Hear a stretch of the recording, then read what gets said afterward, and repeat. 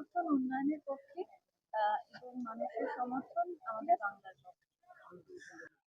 দেখা গেল যে কয়েকজন তৃণমূল যারা প্রার্থী ছিলেন তারা সরামোড়ে এসেছিলেন, বর্ণাঢ্য শোভাযাত্রা সহকারে এসেছিলেন। আপনার নমিনেশন দেখলাম প্রায় সাদামাটা।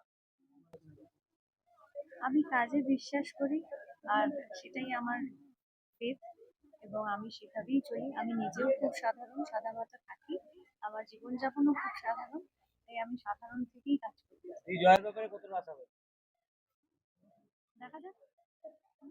মুখ্যমন্ত্রী আসছেন আপনার সমর্থনে প্রচার করতে।